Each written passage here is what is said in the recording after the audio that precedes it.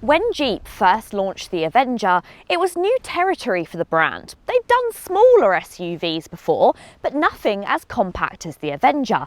And something which is very important to Jeep was missing: four-wheel drive. No four-wheel drive on a Jeep. How could they do that? Well, we always knew it was coming. But will it be worth the wait? Hi guys, Tish here and welcome back to Auto Social UK. Today you join me in beautiful Yorkshire where I'm taking a look at the Jeep Avenger 4xe. This is the hybrid system which also offers all-wheel drive, and it's in my favourite trim. This is the North Face Edition, a collaboration between the two brands, and they just want to focus on adventure and being more Jeep. So, have they done the job? Because let's face it, if you want a small SUV, there's hundreds out there. Want one with all-wheel drive? Well, then that makes it very much more unique. So maybe they've just about cornered a market which people may be looking for. Well, in today's video, we're going to find out whether it's worth it. So if that sounds good, then please keep watching. And if you do like new car reviews and car content, well, you know you're in the right place. Go ahead and hit the subscribe button. So first of all, I think we need to dive into what's different when it comes to the 4xe. So I think that means we need to jump behind the wheel. Let's get into how the Jeep Avenger 4xe drives, because this version, well, it really does set itself apart from the standard front-wheel drive model. Because unlike the regular e-hybrid, you've got the same 1.2 litre turbocharged 3-cylinder petrol engine which powers the front wheels through a 6-speed dual-clutch automatic gearbox, but where that has one electric motor which runs the front wheels, this one has two 21 kilowatt electric motors, one at the front like the e-hybrid, but a second driving the rear axle, and that gives you full-time on-demand electric all-wheel drive with no physical connection between the front and the rear wheels. Now, with those together, combined, you get 145 horsepower. And while the 0 to 62 sprint takes around 9.5 seconds, the electric torque means that it feels much quicker at lower speeds. And that's perfect for nipping out of junctions or climbing slippery hills if you're going to use that four-wheel drive system. What makes the system interesting is how it manages its grip.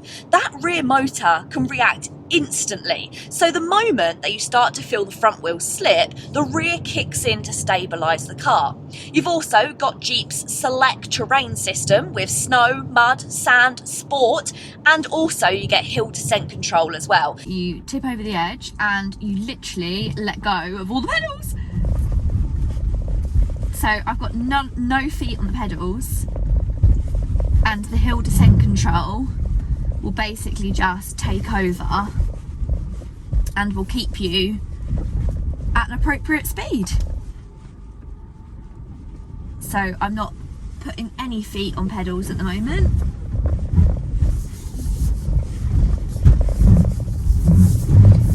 It's actually quite nice as well because it's a really usable speed. Often hill descent controls can be super slow, but it actually feels quite practical. And all of these work together to tweak the car's responses to match the conditions. Now, it's not just clever on paper. This setup actually works impressively well in real-world situations, despite this car's compact size, like wet fields, gravel tracks or icy roads. The electric all-wheel drive is fast to respond, and it gives you a real sense of confidence when the surface gets a little bit sketchy. Now, another big upgrade over the front-wheel drive model is the independent multi-link rear suspension. It not only improves the ride comfort on broken tarmac or like this when you've got a slightly rough road around the back roads of Yorkshire, but it also allows more wheel movement off-road, giving better traction on uneven ground. And it shows that the Avenger rides with a maturity that's unusual for a car of its size.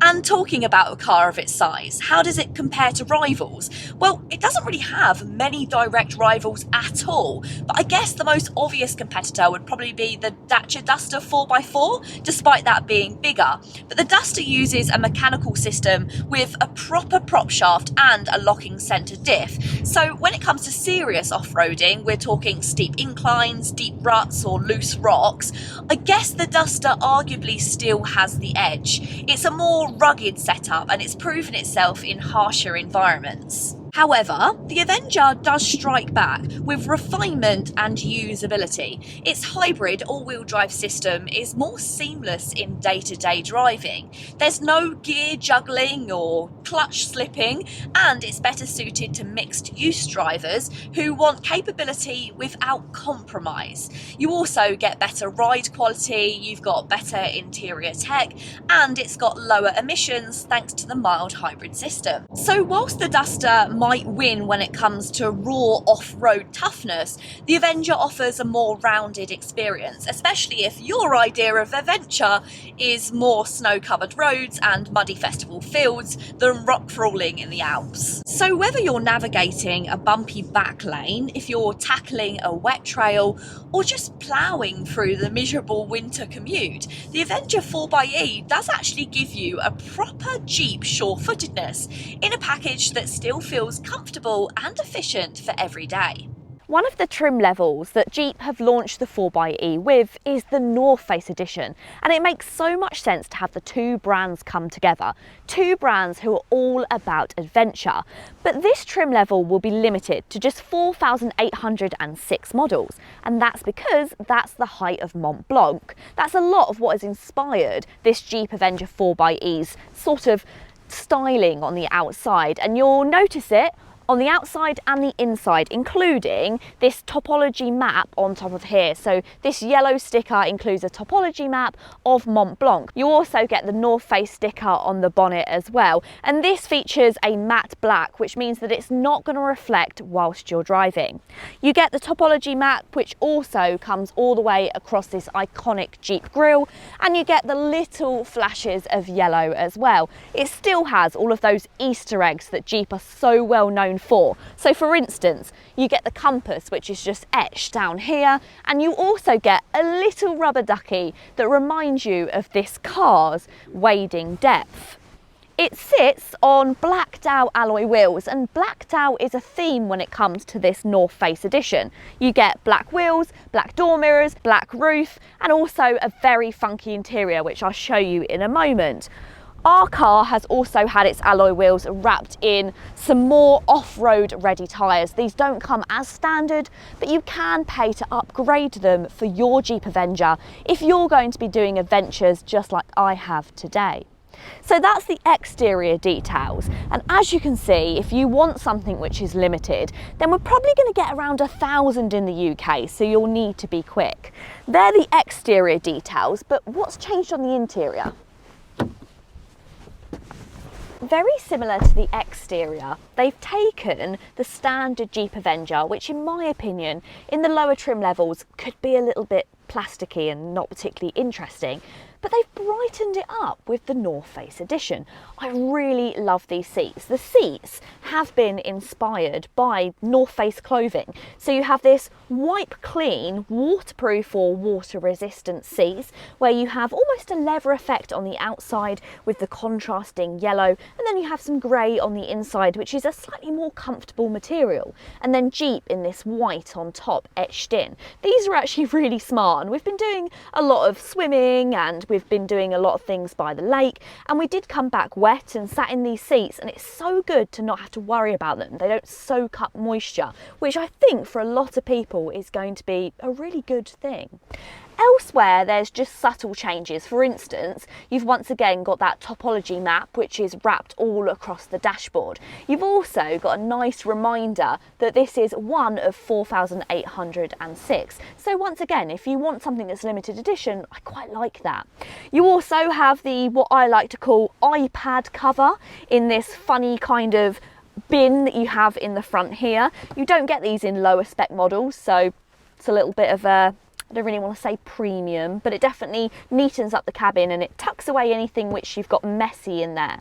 It's actually really deep in the storage. I've got loads of things thrown in there. You've also got storage in the centre and you've got some storage in the armrest as well. So it's pretty practical. And that's the thing with this cabin.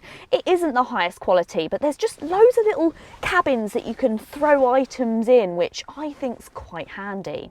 The driving setup's nice as well. You've got a lovely leather wrap steering wheel, you've got really good visibility, and you've also got a nice petite touchscreen. Nothing over the top, nothing fancy, and you have some shortcuts for your climate control underneath. It's the perfect combination of feeling modern, but it's also still quite easy to use. It was always a worry that by developing a four-wheel drive Jeep Avenger that it would be a little bit of a lukewarm effort. This wasn't a vehicle which was always designed to be four-wheel drive with lifted suspension and rugged exterior. But you know what? They've done a pretty good job.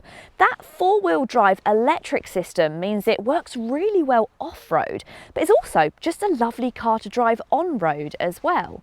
I thought that this wasn't going to be able to tackle some of the challenges that we threw at it, but it took a lot of it in its stride. Don't get me wrong, this isn't going to be rock climbing and it's nothing like its bigger brother, the Wrangler, but I think this is a pretty good effort. And if you need something which needs to be able to get up the driveway when it's icy or get you to the shops when it's snowing, I think this could be a brilliant option. And also the North Face, I just think it looks smart. It's cool to have something which is a limited edition.